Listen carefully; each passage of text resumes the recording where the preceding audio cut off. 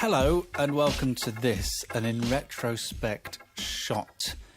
The small, vile liquid that you will only pass between your ears if goaded on from a bunch of friends, like on a stag do, or your birthday, or just a normal Saturday night out.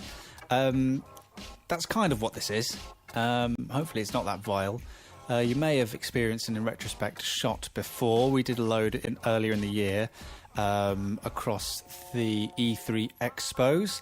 If you missed any of those, then listen again. InRetroSpectPodcast.com. They should also be available still on iTunes and Stitcher Radio as well. The idea of the shots is just to give you a brief overview, just a little short snap of something that's just not long and rambly, like this introduction. So I'll cut to the chase. This time in this retrospect shot, basically I wanted to bring you an interview that we did a short while ago. Well, I say a short while ago. It was originally published on the 31st of October 2010 in an episode of Free Play that we did. So that's almost exactly 3 years ago. Episode 13 of Free Play, To Shift, To Cloud, To Winter. That's a reference to something, to a joke that happened in the show. You can listen again in InRetroSpectPodcast.com. But basically, as part of that show, we covered the game Cloud, which was released by Thatgamecompany.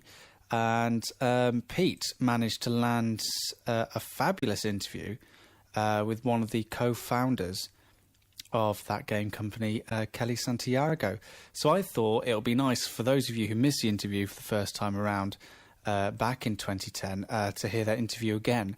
It's only short. It's about 6 or 7 minutes long, but it really is interesting to hear Kellee talk about how the game Cloud came around, and more importantly, how that game went on to influence what that game company then went to go on to do with Flower and Journey. So here she is.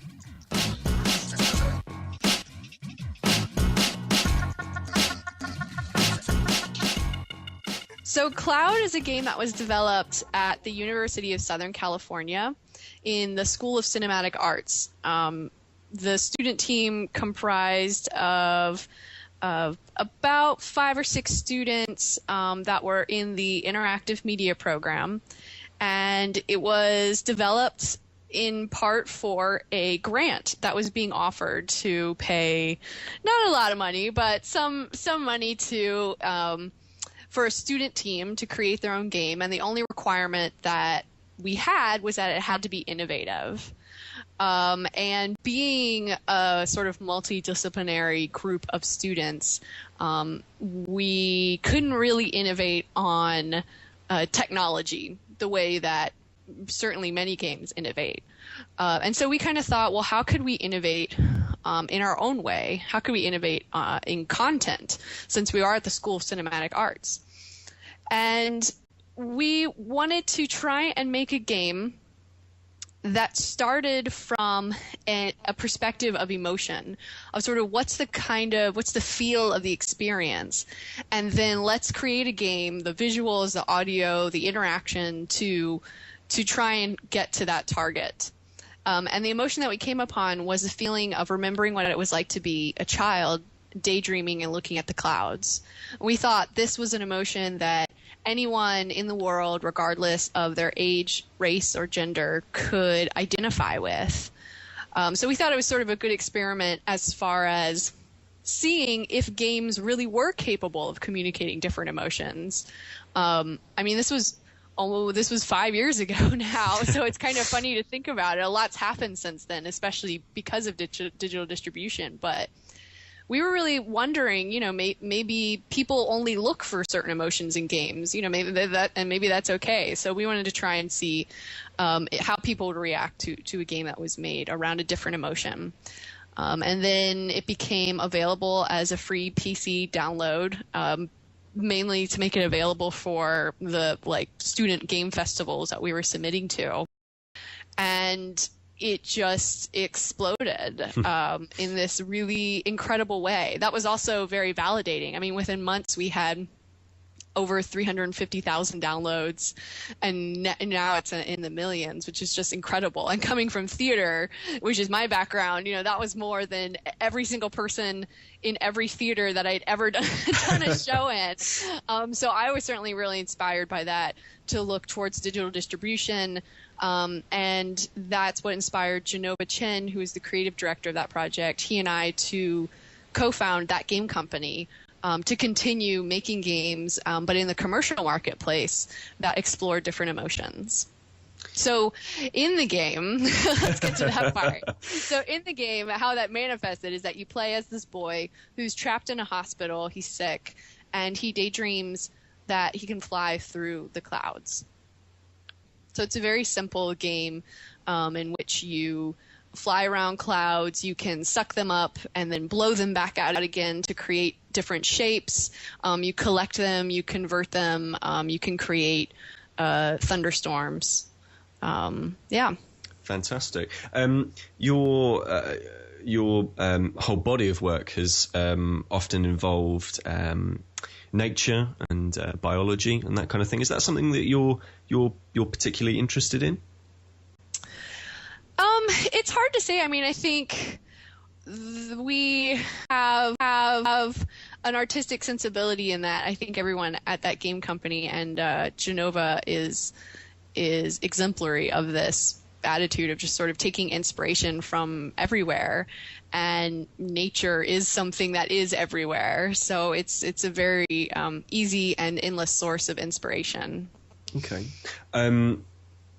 A lot of your titles, certainly post-cloud, don't particularly contain very traditional storytelling techniques, and yet this title, although it's very minimalistic and it doesn't sort of hammer the narrative over your head, the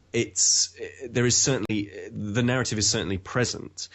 Why do you feel that your first title was ever so slightly more story driven, as opposed to something like Flower, which we've seen a great lot of debate as to what that story particularly is, and it's therefore incredibly interpretive, whereas there's a little less interpretation going on? That's a good question, actually. No one's ever really asked that before. I would say that with each game, because we approach it from an emotion standpoint of sort of what kind of experience we're trying to elicit, and for your listeners who aren't familiar with game development at all, the reason why I keep saying that is because another tactic of game development is to start with the mechanics. So you say, we're going to make a narrative-driven first-person shooter, something like that. Whereas we're starting with the experience, and then we try and build the mechanics and the structure and the story and everything to get to that point.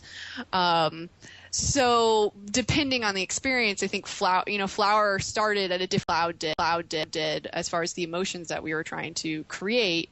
At the same time, we're always learning as we go, especially when you make games that aren't like many other games out there. You kind of have to figure it out as you go. While I wouldn't describe our games as experimental in the way that they're not really avant-garde, we do have sort of an experiment attitude towards everything. So we try and see what works best. And I think for Cloud, the story really helped to set the tone. It was really instrumental in creating the emotion of the piece.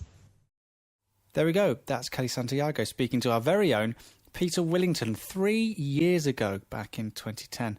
Now, as you may know, both her and her fellow colleague of that game company, Genova Chen, have left that developer. I believe that Kelly's now working with Ouya, the Android-based under the TV console system. So I'll be very interesting to see what she produces for them. Always an interesting company, that game company. We've covered them many a time in retrospect. Me and Chris did a sort of audio walk along through Journey, which you can find on the website on iTunes. And also Chris did an episode on the practice of flow, for his Digital Wonderlist. As with always, InRetroSpectPodcast.com. Just go there. It'll save me rambling on and on and on. Anyway, that's In Retrospect Shots. Next week, Chris will be here with Digital Wonderlist. Until then, enjoy yourselves. Take care. I've been Sam Turner. Go on iTunes, rate us, review us, and Stitcher Radio as well. Be nice to each other. Is that the phrase?